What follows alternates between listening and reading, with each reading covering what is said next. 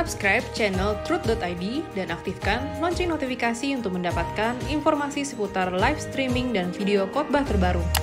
Posisi tombol subscribe berada di kanan atas channel kami dan jangan lupa nyalakan loncengnya.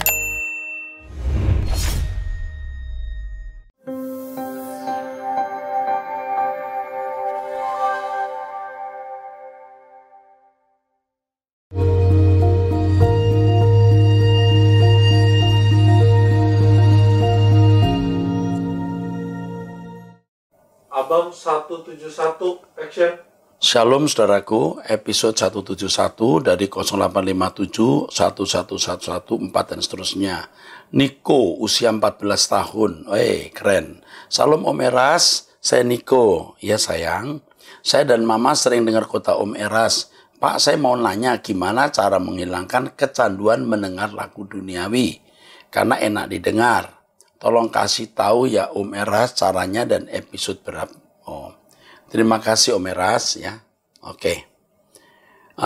Caranya menghilangkan ya harus sadar dulu bahwa lagu-lagu duniawi itu tidak berguna untuk kedewasaan rohani.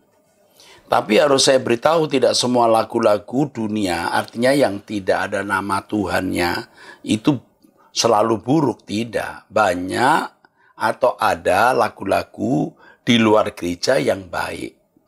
Lagu-lagu cinta juga yang baik ada, karena cinta itu ciptaan Tuhan. Lagu-lagu cinta yang baik juga tidak salah. Tetapi ada lagu-lagu yang tidak mengarahkan kita kepada Tuhan. Nah, masalahnya untuk Niko usia 14 tahun ini agak repot ini. Bagaimana membedakan lagu yang patut didengar dan lagu yang tidak patut didengar. Memang tidak mudah. Tetapi Niko pasti memiliki hati yang nanti bicara. Wah, mestinya nggak begini nih, ini salah. Oh, mestinya tidak begitu tuh. Bagaimana Niko bisa memiliki kecerdasan membedakan itu? Niko harus sering mendengar khotbahnya Om Eras, nanti tahu sendiri. Ya, saya ulangi, tidak semua lagu di luar gereja itu buruk.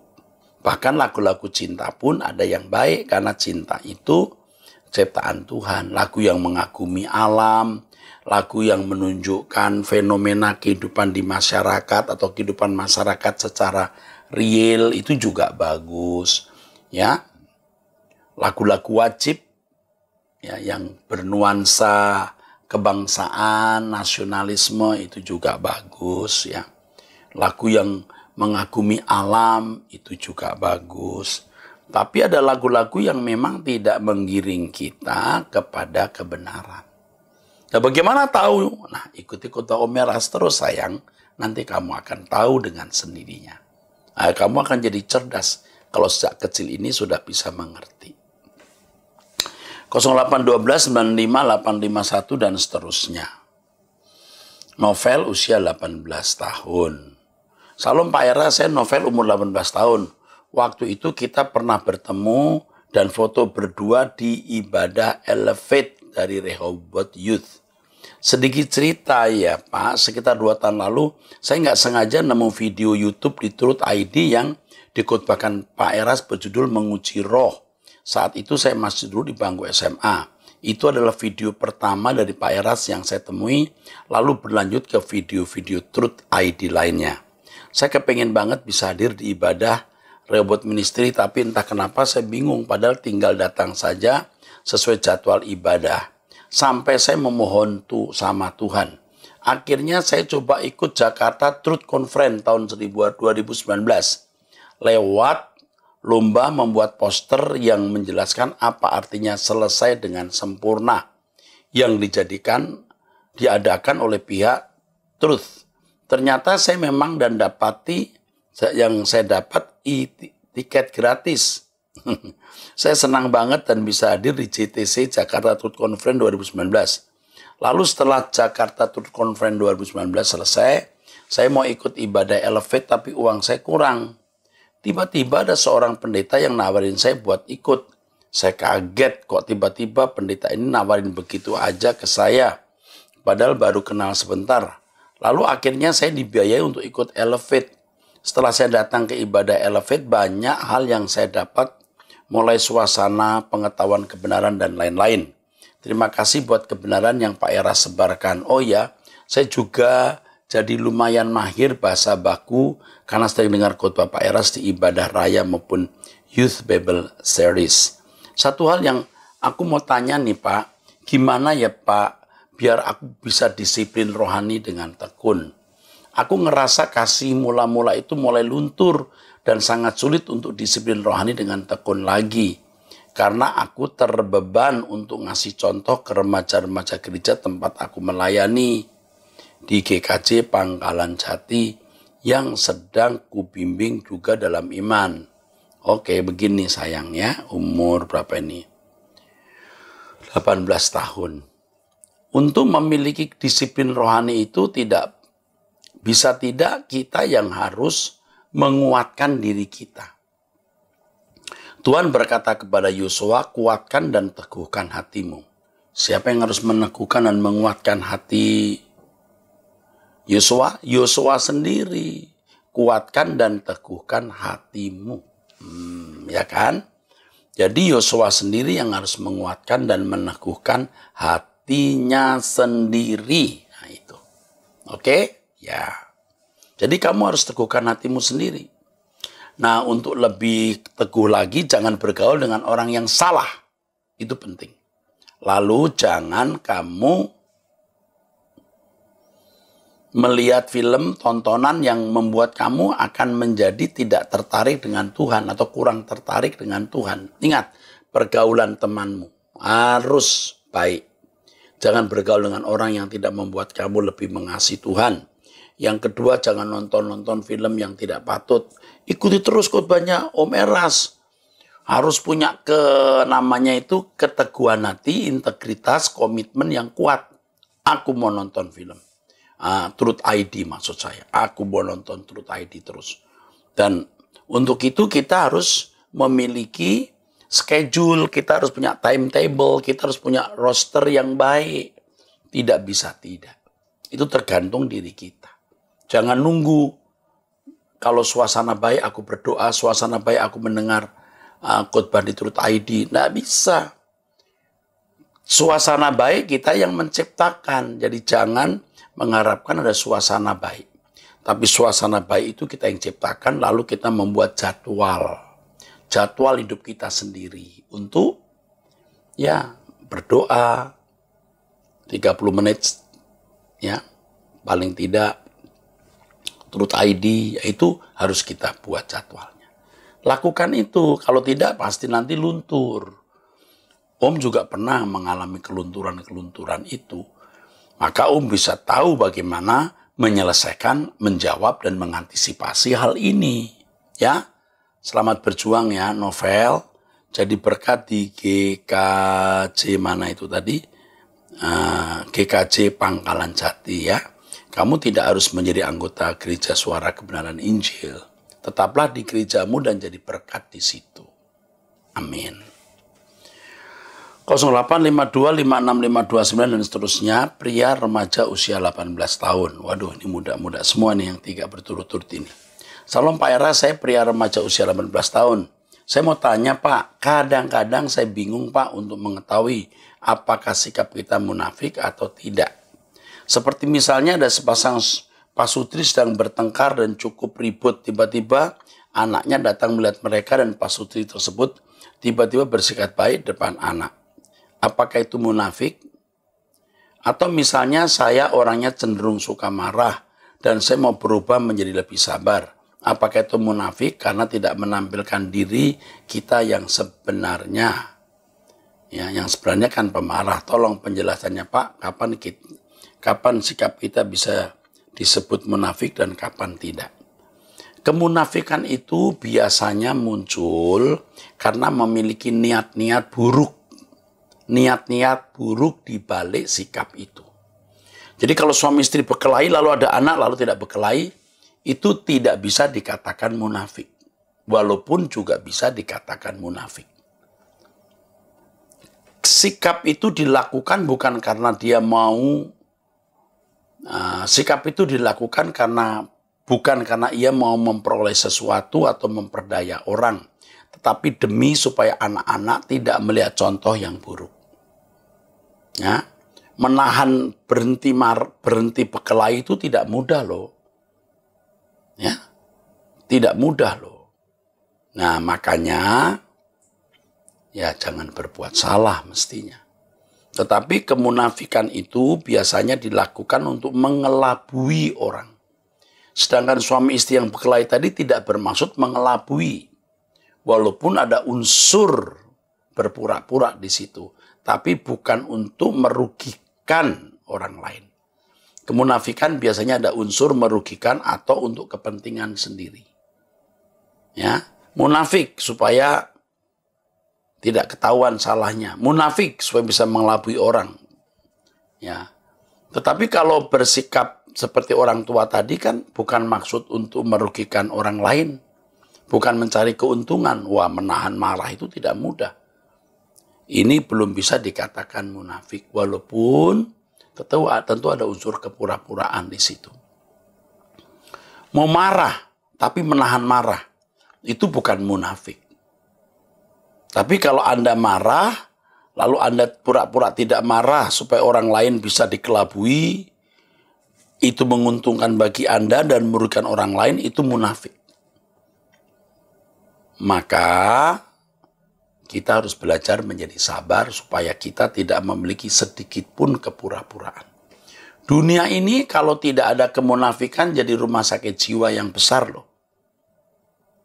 Coba kalau tetangga tidak suka dengan tetangga sebelah. Kalau ketemu pura-pura, ya Jeng, apa kabar Jeng? Aduh, Ajeng, Jeng kok kelihatan cantik ya pagi ini ya. Tapi di belakang, setan kayak kuntilanak kamu. Itu bisa munafik. Karena tidak ada niat benar-benar untuk bersahabat mendatangkan kebaikan bagi dia. Ia menutupi kebenciannya. Itu munafik. Tetapi kalau punya kemarahan karena tetangga ini memang tidak benar. Tapi kan tidak mau berkelahi. Ya katakan, Jeng apa kabar pagi ini? Jeng, nggak usah munafik, nggak usah berkata, kok cantik ya Jeng, apa kabar? Itu jadi munafik. Cukup, selamat pagi. Masih marah, tapi jangan terus disimpan marah itu, ampuni, maafkan. Besoknya berkata selamat pagi, lebih tulus. Besoknya lagi, apa kabar Jeng, anaknya sehat, suami sehat. Lebih tulus. Jadi sebenarnya kemunafikan itu juga memiliki intensitas, memiliki level. Munafik banget, munafik, kurang munafik, sedikit munafik, tidak munafik. Nah kalau suami istri tadi bisa digolongkan tidak munafik sebenarnya. Karena tidak ada unsur memperdaya orang dan mencari keuntungan, tetapi ada unsur kepura-puraan. Makanya suami istri jangan berkelahi. Anda mau marah lalu pura-pura tidak marah, ya itu bukan maksud munafik. Ada unsur kepura-puraan. Oke, terima kasih. Ini mesti dibahas khusus ini soal ini ya. Munafik itu kalau dalam bahasa Yunaninya hipokrites. Artinya orang yang memainkan peranan. Dalam bahasa Aramnya hanefa. Artinya curang. Nah, ketika suami istri tadi bersikap demikian, supaya anak-anaknya tidak melihat, memang dia memainkan peranan, tapi tidak curang. Tidak bermaksud merugikan siapapun. Jadi tidak bisa dikatakan munafik secara penuh. Tetapi ada unsur kepura-puraan. Ya, kalau namanya munafik itu, orang yang memainkan peranan itu, kalau hari-harinya dipanggil misalnya Bejo, lalu di panggung namanya Gatot Kaca. Hari-harinya dipanggil misalnya Rudi, di panggung disebut dipanggil Romeo. Romeo and Juliet. Ya kan? Itu orang yang memainkan peranan. Oke. 0813, 3443 dan seterusnya. Wanita usia 51 tahun belum menikah. Salam Pak Erastus, ini perjumpaan yang ketiga. Sayang sekali perjumpaan yang pertama, episode 119 menit ke 17.46. Saya belum mendapat jawaban pertanyaan saat ini, maaf sebelumnya. Saya bukan dari Sinode Bapak, tapi telah menjadi bagian dari keluarga Truth ID. Selamat datang. Yang sangat memberkati dan mengubah hidup saya. Luar biasa firman Allah yang saya terima dari Ekumene Bible Course tema Satan di episode 8, di mana kita bisa mengetahui manuver dari iblis untuk menyesatkan pikiran dan perasaan sampai meleset dari standar hidup yang telah ditetapkan Tuhan. Saya terberkati dengan firman Allah yang menyatakan Tuhan akan terhormat di dalam hidupmu ketika engkau dalam keadaan terjepit, yang gagal, yang jatuh, tapi kita tak percaya kepada Tuhan, tidak mencurigai Tuhan, belajar mempercayai Allah apapun keadaannya. Benar sekali firman Allah tersebut. Karena kurang lebih 1 tahun ini saya benar-benar mengalami keadaan tersebut di mana saya begitu sangat direndahkan sampai titik nol. Saya tidak tahu apa kesalahan saya, tapi terus-menerus saya ditekan dan direndahkan, dibully. Saat itu saya hanya bisa menangis dan menjerit memanggil nama Tuhan untuk menguatkan saya menghadapi tekanan tersebut. Puji Tuhan ada Truth ID melalui Pak Erastus yang menguatkan melalui firman Allah sehingga masalah itu sudah bisa dilewati dengan banyak. Diam. Hanya banyak. Dan puncaknya sekarang hanya Tuhan saja satu-satunya masalah dalam hidupku yang membuat hidup saya jadi merdeka. Siap. Mantap, Ses. Luar biasa, Ses, ya. Ini sudah benar-benar ditenggelamkan oleh kebenaran. Pak Erastus, tolong pertanyaan saya di episode 119 menit 17.46 dijawab ya. Saya membutuhkan jawaban tersebut biar dijapri lewat WA saja. Thanks sebelumnya, doa saya Bapak Erastus selalu diberi kekuatan, kesehatan, pembukaan rahasia firman dan tetap berjalan dalam kebenaran firman Allah. Ya, oke. Saya harus mengecek dulu ya pertanyaan di tanggal itu. Saya kalau membacakan pertanyaan ini spontan ya, saya belum membaca sebelumnya, jadi saya tidak mempersiapkan. Ini spontan, selalu spontan. Jadi saya langsung spontan membaca, langsung spontan saya jawab. Jadi saya belum tahu Anda akan bertanya ini. Terima kasih. 0812 62452 dan seterusnya, wanita usia 54 tahun. Salam Pak Erastus, semoga pelayanan Bapak semakin banyak lagi membawa jiwa untuk diselamatkan dan tetap setia masuk LB3 Pak. Pertama-tama saya mohon dimaafkan karena saya kurang sopan mengangkat Pak Eras sebagai Bapak Rohani ya saya. Oh enggak masalah. Jadi Bapak Rohani saya enggak masalah. Maaf ya Pak, karena bagi saya hanya Pak Eras yang mengajarkan kebenaran firman yang benar dan tulus sesuai isi Alkitab. It's okay.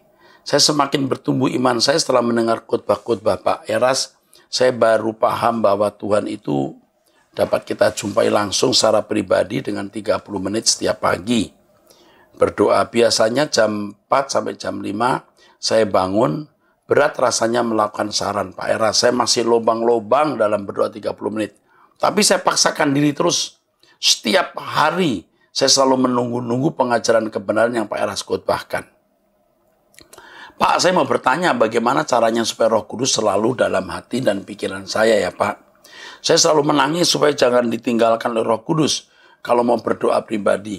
Saya benar-benar menangis. Kenapa perasaan saya takut ditinggal Roh Kudus ya Pak? Mohon penjelasannya ya Pak. Terima kasih. Tuhan Yesus selalu memberkati Bapak dan keluarga dan semua pecinta suara kebenaran. Halo Ibu, Tuhan berkata begini. Kalau kita tidak setia, Tuhan tetap setia. Tapi kalau kita menyangkal Dia menyangkal kita. Artinya kalau kita ini selama masih hidup, masih berkesempatan datang kepada Tuhan, Roh Kudus tidak akan tinggalkan kita. Dari membaca tulisan Ibu saja, saya bisa memastikan Roh Kudus masih ada pada diri Ibu, dan Ibu tidak akan ditinggalkan Roh Kudus. Ibu memiliki kerinduan untuk hidup benar. Kalau sampai Ibu bisa berkata, saya berdoa, tapi saya masih bolong-bolong. Ini bukan orang sembarangan. Ibu masih punya hati mencari Tuhan. Roh Kudus ada dalam hidup Ibu. Bahkan ketika kita tidak setia saja, Dia masih setia kok. Nah sekarang Ibu harus percaya bukan dengan perasaan. Roh Kudus bersama ibu. Nah, kenapa kita sering merasa ditinggalkan? Hidup kita kurang bersih, tidak bersih. 1, 2. Kita masih mengharapkan ada kebahagiaan dari dunia ini. Dan ini membuat ibu jadi tidak, itu tadi, tidak yakin Roh Kudus hadir. Nah, mestinya kita meyakini Roh Kudus beserta kita bukan karena kita meyakini dalam pikiran, tapi kita mengalami Roh Kudus itu. Mestinya ya. Jadi ibu sekarang belajar hidup untuk tidak bercela. Kalau ada salah langsung minta ampun. Jangan terikat dengan dunia atau jangan duniawi. Roh Kudus pasti tolong ibu. Oke? Ya. Oke, ibu disertai Tuhan. Jangan takut. 0812 1914 9 dan seterusnya. Saya seorang ibu dengan 2 orang anak. Saya telah menikah selama 24 tahun. Saya punya satu masalah dengan suami saya yang membuat saya susah untuk melupakan padahal saya sudah memaafkan. Suami saya karena saat ayah saya meninggal, suami saya nggak mau mendampingi saya untuk melihat ayah saya. Alasannya ada meeting di kantor yang nggak bisa ditinggalin.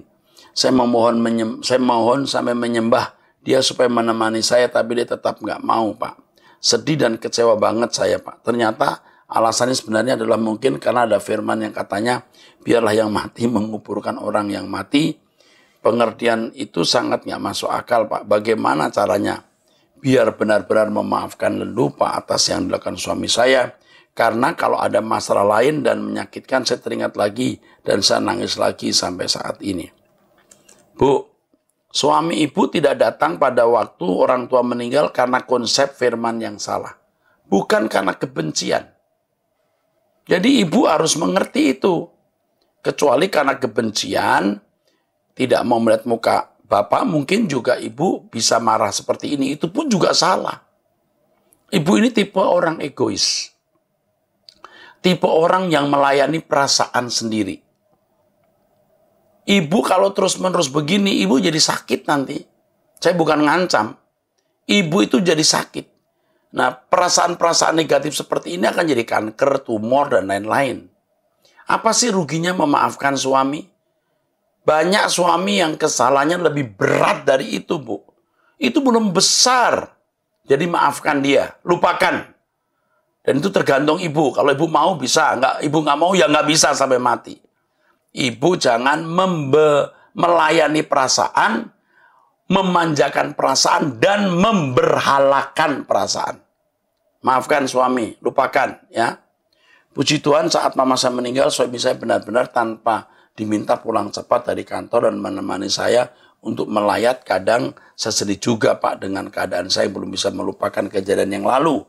Tolong doakan, Pak, biar saya benar-benar memaafkan. Tidak bisa didoakan. Anda harus bisa melupakan sendiri. Oke ya, ibu, saya sayang ibu, saya hormat ibu. Ya, jangan ibu sampai sakit gara-gara begini. Nyatanya suami akhirnya datang waktu ibunya ibu meninggal. Mungkin suami sadar kejadian itu membuat luka ibu. Ini suami yang baik kalau begini. Kenapa? Setelah tahu Anda terluka, biarpun dia punya konsep, biarlah orang mati menguburkan orang mati, tetap datang juga. Nah, ini suami ibu itu mesti dengar khotbah saya. Kasih tahu. Kata Pak Eras itu ayat maksudnya adalah ini. Pada zaman dulu, kalau ada anak yang tidak hadir di upacara pemakaman orang tua, padahal dia bisa datang, ia tidak mendapat bagian warisan. Itu maksudnya. Jadi kalau ada orang tua meninggal, anak bisa datang, tapi sengaja tidak datang, dia tidak mendapatkan bagian warisan. Ada klausul tradisi seperti itu. Ya. Jadi ibu jangan kebawa-bawa dengan perasaan yang salah, lalu suami ibu kasih tahu, itu maksudnya. Jangan tradisi zaman dulu dibawa sekarang. Kalau dulu tradisi sopan pakai sarung lah, emangnya bapak harus pakai sarung? Kalau dulu wanita nggak boleh berkepang-kepang, maksud sekarang kita pakai rambut dikepang-kepang berarti tidak benar, kan enggak? Kalau dulu wanita harus pakai kerudung, sekarang harus pakai kerudung. Kan beda budayanya, ya. Kasih tahu suami, kata Pak Eras, ayat firman Tuhan itu maksudnya, kalau ada anak tidak menghadiri upacara pemakaman orang tuanya, padahal dia bisa hadir, Itu sikap tidak hormat ya. Dia tidak mendapat warisan. Jadi kalau Tuhan Yesus berkata, biarlah orang mati menguburkan orang mati, artinya satu, jangan demi warisan kamu itu mengurusi hal-hal demikian. Artinya kamu harus rela kehilangan warisan dari dunia ini karena Tuhan memberikan warisan. Yang kedua,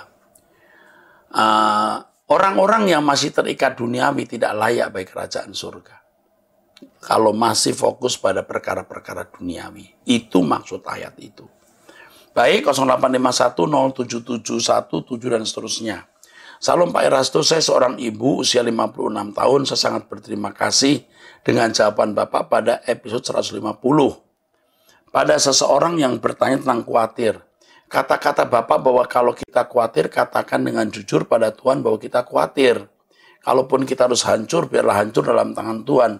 Nasihat itu sangat mengena pada keadaan saya, Pak. Ini menguatkan saya walaupun waktu itu Bapak menjawab untuk orang lain. Tuhan memang selalu membimbing Bapak dalam kuasa Roh Kudus, sehingga dipakai Tuhan dalam menolong orang lain. Banyak kekhawatiran saya, Pak. Baik mengenai diri saya sendiri, mengenai anak-anak saya, mohon bantu doa saya, Pak, untuk segala kekurangan saya ini. Enggak, saya nggak bantu doa. Ini nggak bisa diselesaikan dengan doa saya, ini diselesaikan dengan kedewasaan ibu. Ibu itu khawatir khawatir apa? Makanya ibu harus tahu bahwa hidup ini singkat. Hidup ini singkat. Oke. Jadi hidup ini singkat. Aduh, ampun deh.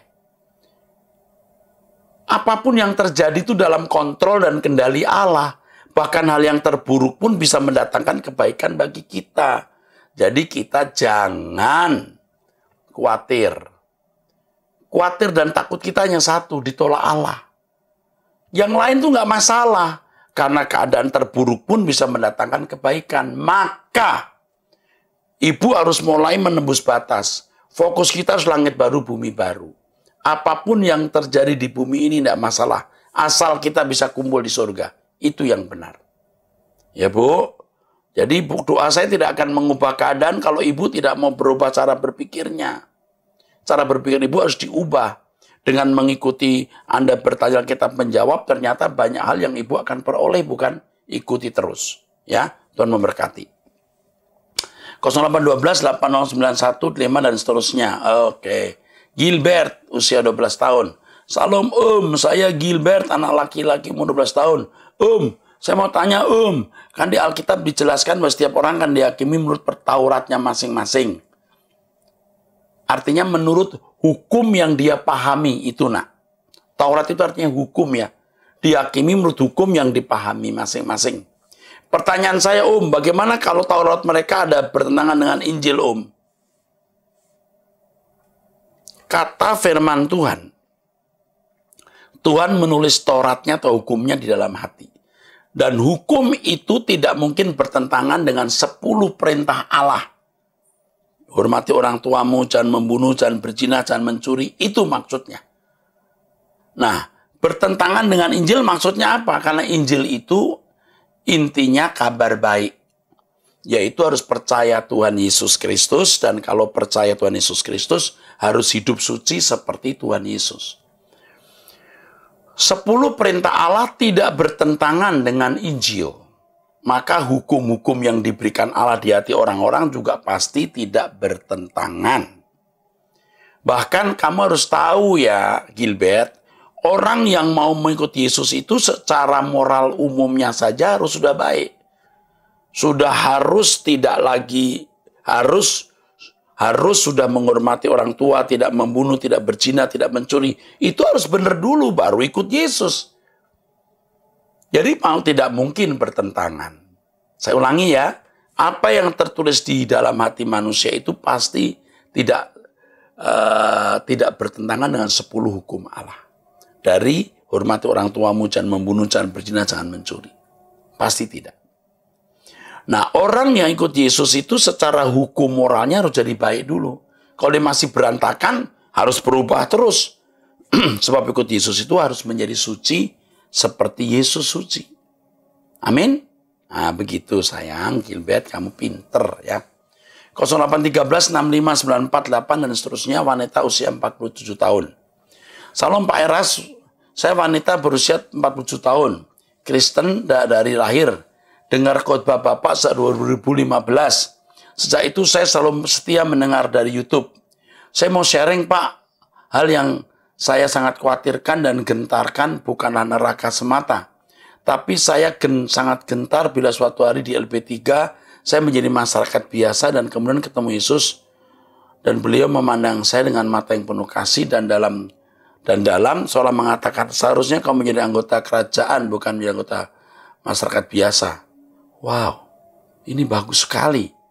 Takutmu seperti takutku, mirip, sama. Saya juga takut itu. Pandangan yang mungkin sama seperti waktu mandang Petrus yang berkhianat. Oh enggak lah. Yesus memandang Yesus berkhianat tidak sama dengan saudara kalau masuk surga walaupun hanya anggota masyarakat.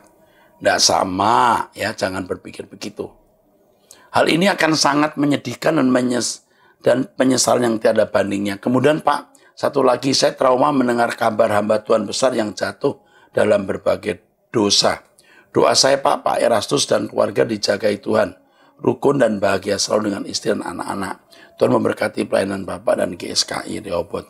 Jujurnya kamu tidak ingin mendengar saya jatuh dalam dosa, gitu kan? Oke, terutama dosa satu seks, yang kedua uang kan? Terima kasih. Aku tahu itu ancaman berbahaya. Makanya saya suka berdoa.